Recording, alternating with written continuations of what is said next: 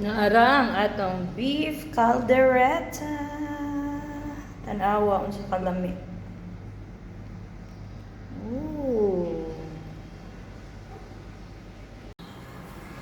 Hello! Good morning nato tanan. So, welcome back to my channel, BI. So, for those who are new to my channel, so I'm Rose and I am working here in Myanmar as a teacher.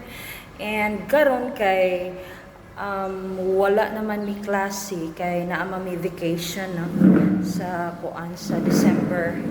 So board tagamay no. So karon lutuan ta mo og beef caldereta. So this is my first time nga magluto og beef caldereta. I'm not sure kung ano ba nako no.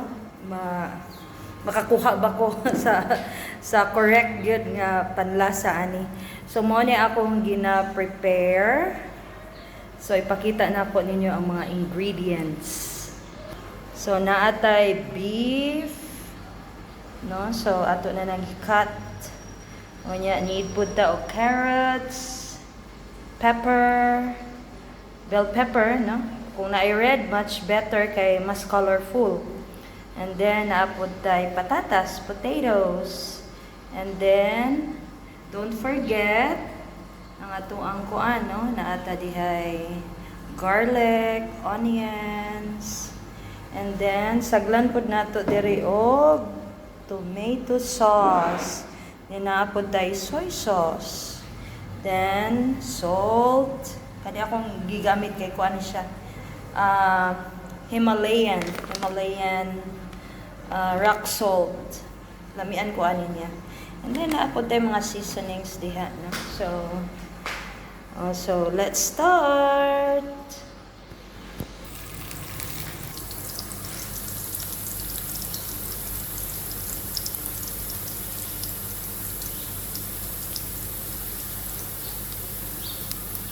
So nara no, na brown na siya. So isunod na nato ang beef.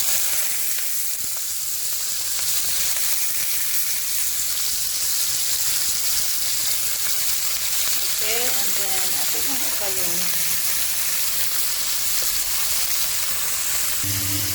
Pagkahuman, butangan na nato og ketchup.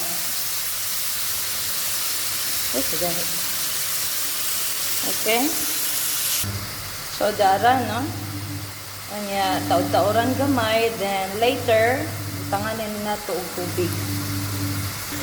So, dara, no? Butangan na ito og tubig siya. Just enough, no? Enough ra gyud. Eh, mag-ano pa man ito. Butangan pa man na ito mga carrots, potatoes. So, butangan na ito og soy sauce. Then, vitsin. Then, salt. Vitsin di ay kay ano? MSG. We call it in the Philippines, vitsin.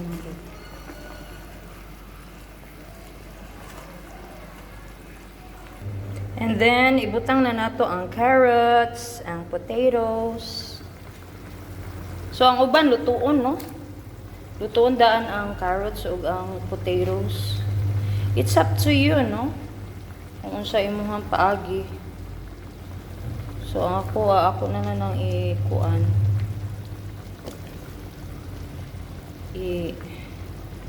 Palaton diha, no? Kauban sa beef.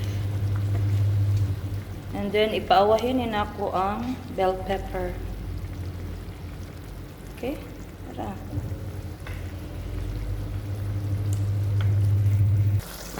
Ayan. Nalata na, no? So, ang last, kaya atong ikuan ang bell pepper. Wa man ko'y red. So, kana lang.